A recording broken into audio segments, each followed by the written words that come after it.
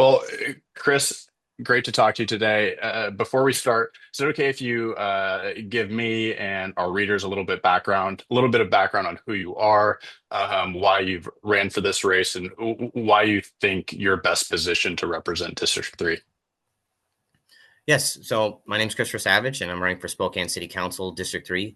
And I've been a lifelong resident of Spokane. I've lived here about 31 years now. I went to all pretty much the public schools here, as well as during my earlier years, I went to Northwest Christian. It helped me kind of gain a foundation for a lot of the knowledge that I have that I'm using right now. What got me into politics, interested initially, was actually my father. He talked with me about the Bush Gore debates. That's one of the first things I remember. And since then, he instilled with me a love of civic virtue, as well as learning more about the founding fathers, our nation, and making sure that I become civically engaged and giving back to my community. When he passed away in 2017, that was kind of a lightning bolt and an epiphany of why I need to run sooner rather than later. He died when he was 57 years old. So I was going to wait till I was about 40 or 50 years old because a little bit more experience and a little bit more knowledge under my belt. But with him passing away so early, there was just something in me that says, why are you waiting so long? And so I started running for office, and this is my fourth time running. But that's what I think the voters really appreciate, and a lot of my supporters, is that I show that I don't quit. That's one of the reasons, one of the big reasons why I'm running for Spokane City Council is I do not quit on my home, and my home really needs me right now. It is being destroyed by the progressive politics that are coming out of City Council, that are giving toxic compassion, that are killing many people on the streets, and it is just not good. We are seeing my Spokane go from bad to worse. And that's what's making me and prompting me to run for office, is because I want to fix my home. I don't run from a fight. I go into it.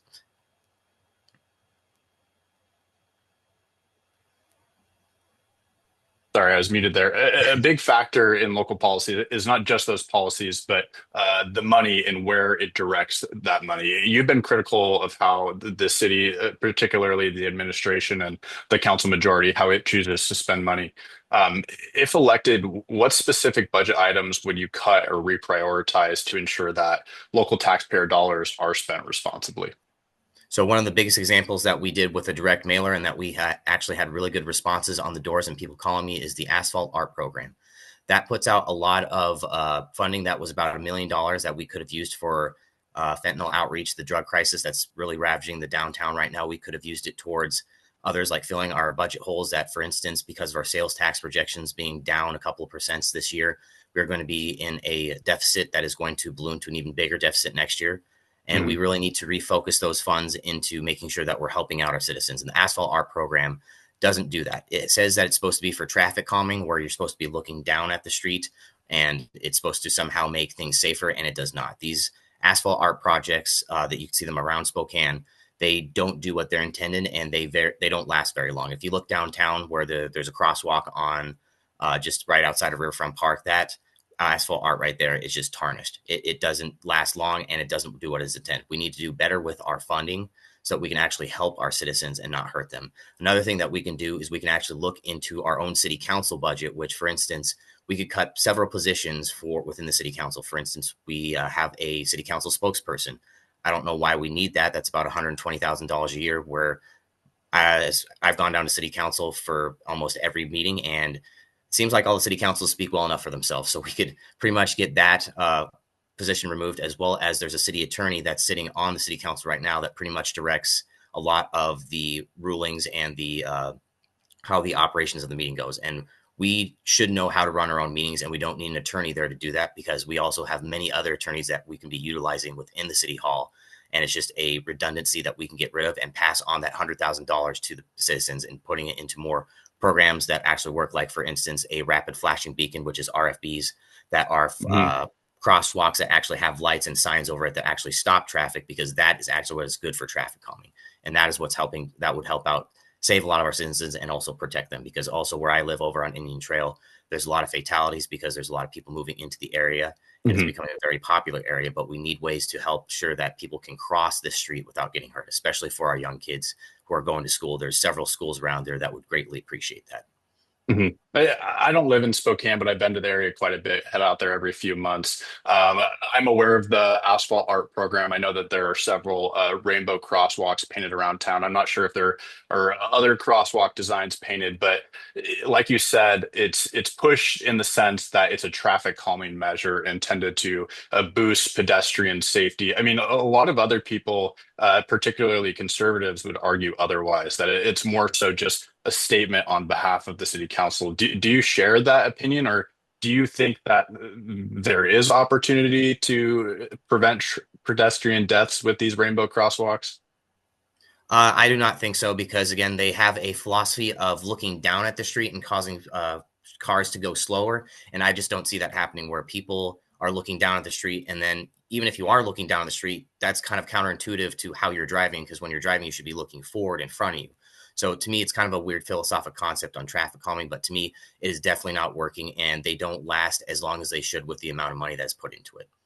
Mhm. Another big part of the budget, well, I guess a small fraction in compared to the larger billion-dollar budget that the city has, but a lot of money goes towards homelessness services, particularly to Catholic Charities and Jules Helping Hands, which you have criticized in the past.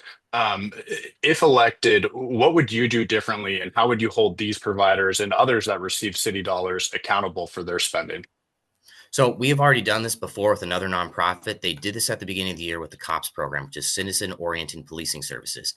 They asked them to jump through a bunch of hoops, provide metrics. I talked with the executive director. I've talked with several of the board members at COPS, and they provided so many metrics that showed that their nonprofit was working for the citizens. For instance, showing the programs of like latent fingerprinting, which was helping some of the SPD with some of their burglary cases when it came to break-ins for their cars, or Mhm. helping out with bicycle registry. There was a every $1 spent into the COPS program, your return, your ROI or ROI return on investment was about $13. That's the metrics that I would like coming out of these nonprofit shelters, like for instance, Jules Helping Hands and Catholic Charities. Right now, they provide no metrics. They provide nothing to show that they're actually helping these people out of addiction or out of homelessness. And we need to make sure we have those metrics saying, okay, we are spending these taxpayer dollars correctly and efficiently because we can't keep throwing money at this because Spokane, as much as I love it, it is we do not have that much money. We need to make sure that we are spending the right amount in the right way. And what we can do is if these contract service providers aren't doing what they're needing to, we need to switch to other contract service providers like Union Gospel Mission or Adult Teen Challenge, where like Adult Teen Challenge, they have a 12-month program that shows a 70% success rate with their clients. And not only that, but they have supplemental programs. So once you pass through that program and you're ready to get out of the homelessness and addiction, they have job site training. So it's not only just getting you out of homelessness, it's creating a momentum and it's giving these people another chance of another step up. Because one of the things that I learned of when I worked at Project Beauty Share, another nonprofit for about 3 years, is that every person that I talked to that came into contact with me that had said a job was one of the biggest things that changed their lives when getting out of homelessness because it showed them responsibility, it gave them an income, and it gave them a step back into society saying, hey, we really need you. You're important. We don't want to throw you away. We want you back here because you're a part of our community. Mhm. And on both sides of the aisle, we hear people saying, look, we need to devote more money towards treatment services or housing, or we need to, on the other side, not be spending so much on this issue, that these people should be taking care of themselves. As I'm sure you know, the Spokane Business Association has proposed, not officially, but informally, a charter amendment that would devote at least 5% of general fund spending towards increased enforcement, treatment options, and then also emergency housing. Where do you find yourself on the issue? Do you think that the city should be devoting a set amount of money towards addressing this crisis, similar to how it does with parks? I mean, Spokane has some of the nicest parks in the state. Or do you think that we should be pulling back and not devoting local and state and federal tax dollars towards this issue? I think we should be trying to pivot towards more of, for instance, I would be more advocating for a new and, for lack of a better term, jail, but I would say re-accountability and justice center because we need to help out, not only increase our beds at the jail because most of them are because of gross misdemeanors and misdemeanors, and that's what filling up the beds. Mhm. We need to increase our jail capacity from 600 beds to 1,000, and we also need to make sure that we're creating this center for restorative health, as well as making sure that accountability with wraparound services of mental health, addiction, and job site training. So that's where I would want to spend more money on, because that is going to be a very high price point.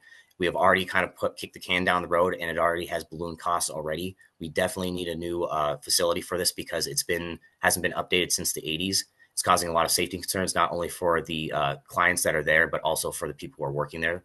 So that's why we need to really focus on this new facility, because it will help out with this addressing this, as well as looking into creating more stabilization facility centers. Not making so that we're dedicating to the budget, but making sure that we're actually working with our community partners like the county, several municipalities around here like Spokane Valley, to make sure that we're having a Hmm. comprehensive regional approach. And that's why I really supported that a couple of years ago, and that's why I'm really disappointed that Lisa Mayer Brown kind of put the kibosh on the regional approach, because that's what would have saved us a lot of money, was trying to help out and be cooperative with our surrounding municipalities and our partners in the region. That's what I would have done. Hmm. Like we've been discussing, I mean, housing is a big issue in Spokane, but not only for people that are living on the streets, but low to middle income families that are hoping to move out of the rental market and to buy their first home, to kind of stabilize their housing. Um, you've proposed annexing land from Spokane County to increase the local housing supply. Can you talk a little bit about how that would work in practice and what evidence you have that this approach would actually lower costs for renters and for home buyers? Yes, so it comes from the Growth Management Act that was imposed on us by the state legislature in 1990. So every city needs to have a comprehensive plan that pretty much puts an artificial ring around the city to make sure that you're not building outside of this boundary. So what we can do is we have a plan called 2046. I've talked with several of the head planners at the city of Spokane, and they showed me 10 regions around Spokane that we can annex from the Spokane County to make sure we have more land to develop on. And why I go down this approach is I kind of approach this problem from a free market standpoint. If we can satiate demand by bringing up the inventory in a natural way, by providing more of that inventory, we'll be able to bring the prices down naturally so that people can actually buy into their homes. Because it is ridiculous that, since I live over on Indian Trail, as I was growing up, I remember seeing these one bedroom bungalow houses on Francis that went for Hmm. 80 to 90,000. It is ridiculous that they are around $300,000 right now. I doorbelled a lot of people's houses, and they were saying that the same thing. It is ridiculous that it has jumped in price that much. But the reason why is because we have restricted inventory with high demand. So by trying to solve this in a free market way, we'll be able to naturally bring down the prices and not cause some sort of problem in the future by trying to artificially kind of control some of the stuff that we've been doing beforehand. And can you elaborate a little bit more on where these locations, the unincorporated areas, are geographically? I know the Spokane Valley City Council a few months ago, they had also discussed possibly annexing unincorporated land. Is the areas that you're talking about, are these all east or south of the city of Spokane Valley, or are they kind of sparsed around? They're all around, but there's the one thing that is a caveat that we need to keep in mind, is that there's three classifications of these annexed areas. There's fully developed, semi-developed, and underdeveloped. So we really want to focus on the semi-developed and underdeveloped, because the fully developed, for instance, there's a one in North Spokane that's just north of Francis, kind of by the Screaming Yak.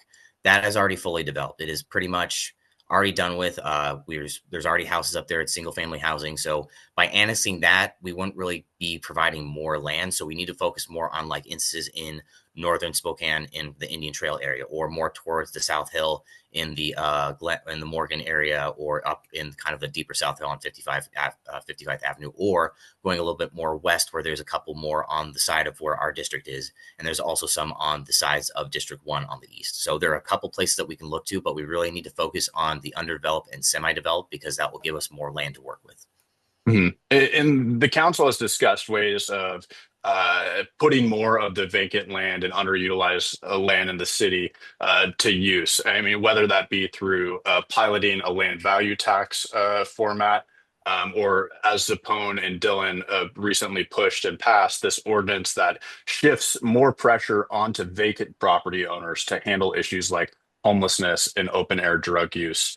They say it shifts the burden from the local taxpayers paying for this issue to vacant property owners, while also incentivizing development. I mean, what do you think of that policy? Do you think that they should be incentivizing land by shifting these burdens onto property owners, or do you think that there's a way that we can incentivize development within the city limits existing without doing that?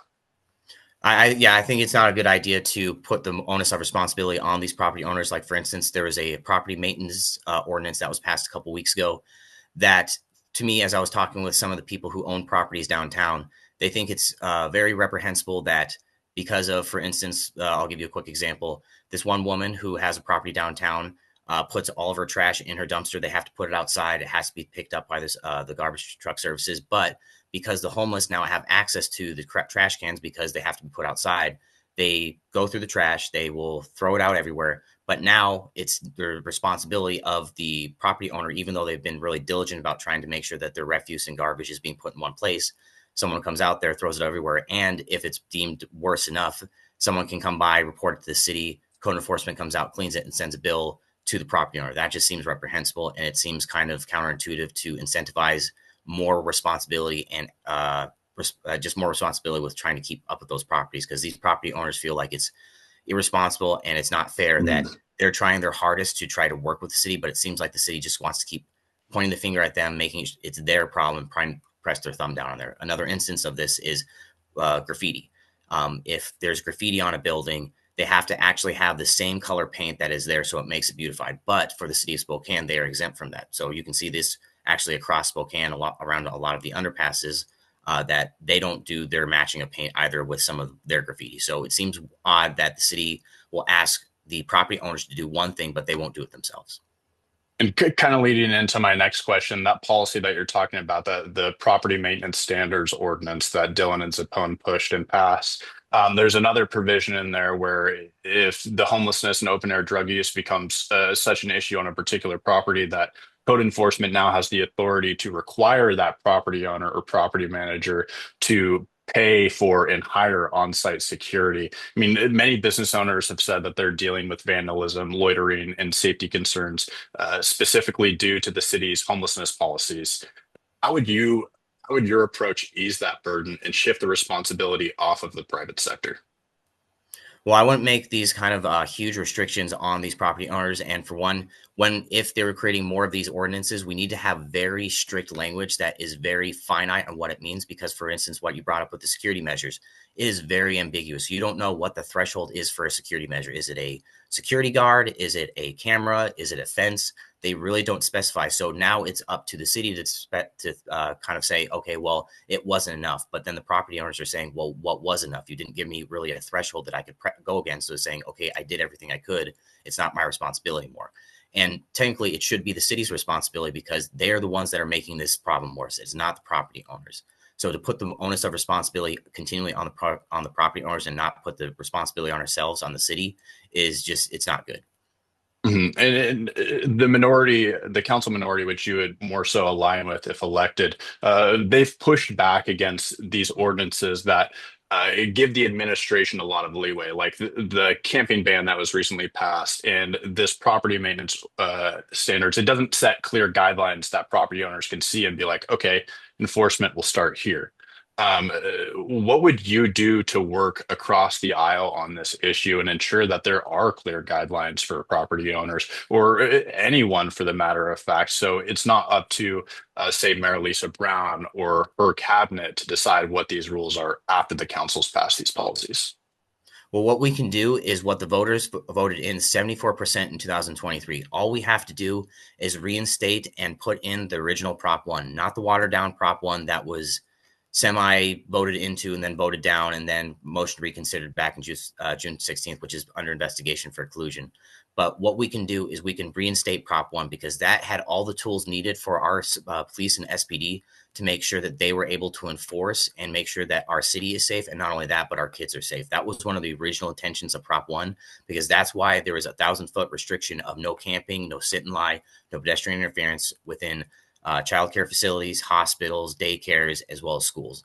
This was meant for the children, and that's why we really need to make sure that we reinstate the original Prop 1. And that's what we can do because it will also give more tools in our for the SPD to use to make sure that we're actually enforcing our laws and making sure that our downtown is safe. We need to make sure our downtown is safe because that is one of the reasons why there's a 30% vacancy rate downtown, where 30% of the buildings are there, no one is in there. And that is hurting our sales tax budget, which is creating more of a budget shortfall within the city of Spokane. So that's why we need to reinstate Prop 1, because not only did the voters vote that in overwhelmingly by 74%, I mean, you rarely ever see that, but it will also make sure that we're protecting the future of Spokane because of our kids. Mhm. And you just spoke briefly to an ethics investigation that was recently launched against Mayor Lisa Brown and the entire progressive majority, Zappone included. The Center Square's exclusive reporting on this showed that there was communications between Mayor Brown, Zappone, Dylan, Navarrete, and others that night during the council recess, particularly related to the vote and returning to amend that 7-day waiting period down to 3 days. I mean, Zappone is involved in this in this investigation, and we might see a report on that in the next 30 days. I mean, do you believe the investigation may impact the results of the November general election? And how do you think voters should interpret what happened that night? Well, I was there that night, and what the voters should interpret it is it was heavy collusion between Zappone and Mayor Brown and the Progressive Council. You can actually see in the archive video, this is one of the strangest things that I've seen. Not only have I never seen a motion to reconsider in the 6 years that I've been watching City Council, but how it was done and how it went about was very, very weird.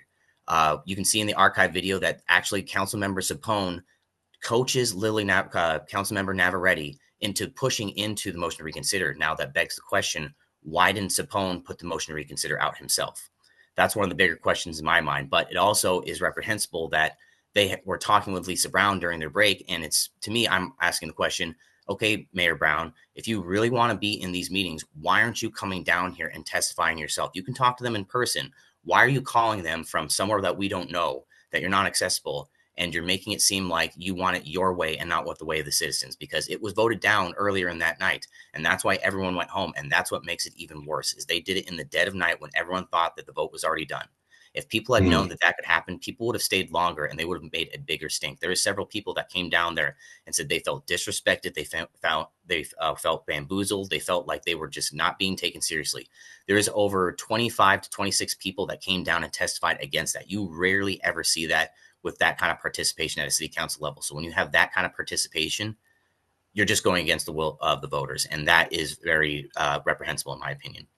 Mhm. In the council majority, as you know, and a lot of the residents know, they typically align with the administration and usher through a lot of Mayor Brown's policies and agenda. If elected, you would be in that two-person minority. If Bingle and Cathcart stay, then it would become a three-person minority and four people on the majority. If that's the case, how do you plan to advance your agenda and then also hold the majority accountable for spending and their policy decisions? Well, one thing that I have that is one of my strongest attributes is I don't quit and my persistence. And many people may kind of question that, like, how would that get help with anything? Well, that helps out because I can weather down any wall. I can be persistent to the point of being annoying, and most people at that point will just maybe hope they might throw me a bone or they might want to work with me because they're just like, okay, he keeps coming at me, he keeps coming trying to bring this up. Then how do we help this out because this is getting way too much? And that is how you can see what I've been doing. I put that actually plan into action. That's why I go down to City Hall every Monday night because I want to show people that I have a dedicated heart in my body that will be for my community, and they'll show that with my persistence and dedication. That no matter what, even if it's a tall mountain to climb and it's a brick wall that I have to bust through, I'm going to do it because I'm doing this for my community. And that's what will make sure that I will get the results that they're looking for, is because I will be persistent against these people saying, hey, this is not what we should be doing. We should be representing our districts in the right manner and not doing our own personal agendas. And council members Zappone, like he led in the primary and likely has a funding advantage heading into November. What's your plan to close the voting margin and convince your voters that you're the stronger choice heading into November? Well, we're already kind of seeing that right now with when he gerrymandered the district and added Brown's Addition and Peaceful Valley. He should have had a stronger lead like what happened in 2023 with Kitty Klitsky. She won the district by 60-40. With the primary results that are coming out, he is at maybe 52, 53%. So that shows that there's a lot of people that should have been voting for him aren't. And that is a good sign that we can actually reach these voters and get to them and saying, hey, Zappone is not representing you in the right manner. He is going to make sure that you are not being represented and that we need to make sure that we get someone up there that is a citizen council member that is up there with the will of the people. When I was doorbelling a lot of doors, all I had to say was, I mean, when I knocked at the door and I was saying running for city council, a lot of people said, who are you running against? And I would say Zappone, and they would say, you have my vote. That is surprising. When people know their city council member and they have an immediate emotion of not good feelings, that shows that we have an opening that we can utilize. And he is, even though he has a funding lead right now, I know that he's running scared because he should have had a bigger lead with how he gerrymandered the district, and it is not showing. And that is definitely going to hit him psychologically because he was hoping that there was going to be a bigger advantage where he could sit back and make sure, ride it into the Hmm. general. But that's showing that that's not going to be the possibility. Like we've both spoken to, I mean, money plays a big role in these races. Do you anticipate kind of closing that funding gap as you guys move towards November, or do you expect the opponent to pull ahead? I mean, what fundraising efforts, or more so advertising efforts, do you plan to bolster moving into the general election?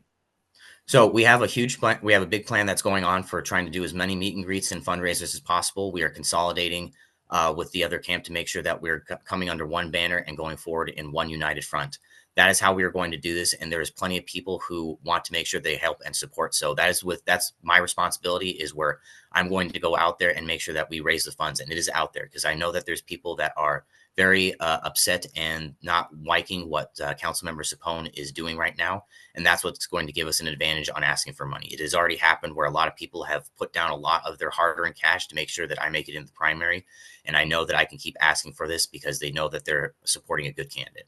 So we're going to have a lot of meet and greets. We're going to have a lot of fundraisers, and I'm going to make myself accessible to anyone and everyone because that is how we're going to beat Zappone. And his opponent, he's a teacher and a homeowner, which might appeal to more left-leaning and even some right-leaning voters in the sense that he owns a home. You've been transparent that you're not a parent, you're single, and you don't own a home. How do you respond to critics who question whether you might be able to represent their needs given that? Well, I may not have a family and I may not have my own home, but I know the community, and I know that even if you don't have that, you can still help out and make sure that you represent these people because this community is my family. You don't have to be blood related to know that I'm going to take care of you. That is who I am as a person. So even if I don't have a family of my own, I know the responsibility of what people are going through, the amount of cost that it takes to take care of a family, and the Hmm. psychological strain that it's sometimes put on you to try to provide for your family. I know that myself because I'm helping out my family here too. When my father passed away, he had a medical thing that had to be taken care of, and that's what kind of helped Hmm. me kind of get more responsibilities, trying to take care of him, take him to medical visits, trying to make sure that the cost of living was okay, his affordability, everything about that. So I may not have a traditional family, but I know what family is about because I have those family values because I've been taking care of my own family.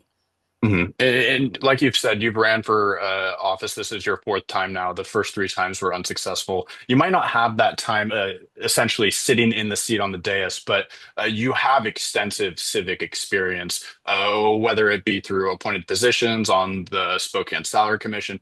Can you speak a little bit more to that experience and how, while you might not have held a seat in office, you are constantly engaged, not just now, but in years past? Yes. So I'll start off with the City Salary Review Commission. That is one of, I think, one of my proudest moments because during the 2021 year, when we were in my second term, I was vice chair of the City Salary Review Commission. I made a motion to not raise the salaries of the city council, the council president, and the mayor. That shows my fiscal responsibility and my mind for the community because during that time, I thought it was not a good decision to raise the salary of our council because everyone else was having such a bad time. Everything was shut down, businesses were closing. It did not seem right to give them more money when they weren't doing as much job as they should have. Hmm. And that went really, I didn't realize how well that was going to hit the people because, as you can tell, I didn't get reappointed afterwards. All the other commission members that were with me prior to that, all of them were approved of except me. But that's what the voters can take to heart, is that I'm going to represent them and I'm going to be fiscally responsible even when it hurts my professional career, because that would be a pretty good commission to still stay on. And I would have liked to stay on it. But as you can tell, they didn't really like that decision. Jumping in there, I mean, I would like to note that last year, the Salary Commission actually did choose to increase those salaries for the mayor and the council with the support of Councilmember Cathcart, who's on the minority. The next chance for them to raise the salaries won't be until, I believe, next year or the year after. If given the chance, would you advocate against raising those salaries again, even though you would hold a seat on the dais if elected? Yes, right now I think the council gets enough for what they need to.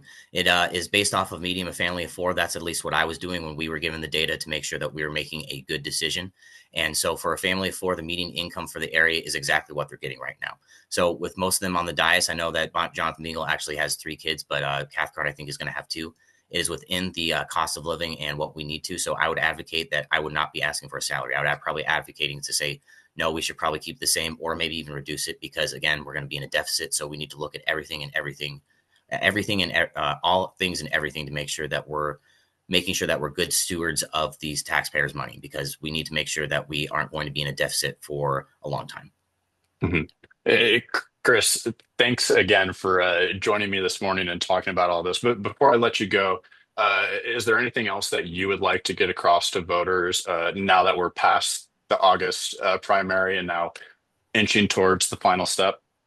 Yes, I'm going to just keep hammering on the gerrymandering. Even with Zappone gerrymandering the district and altering the very nature of our city charter by making sure that people will not run for office or be on city council to do that in the future, it is still not getting the results that he wanted. There should be a bigger advantage that we should have seen when the votes were coming in, and it is not there. So that gives us an opening, and he's running scared with what's going on. He can raise more money than me, but it shows that the citizens, when I reach them on their doors, really want change, and they want a change in the right direction.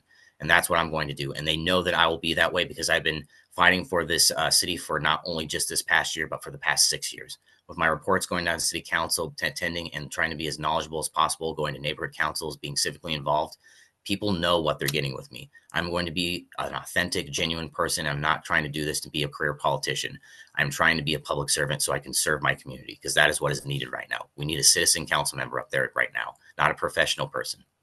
Mhm. Well, Christopher, thanks for joining me today and talking about all these issues. There's going to be a lot of anticipation running into November, and I'm very interested to see how the voters decide on this race and others going on in Spokane. But thank you again for joining us to talk about this issue, and best of luck moving forward. Well, thank you, Timothy. I appreciate the chance to interview with you. Yep, sure thing.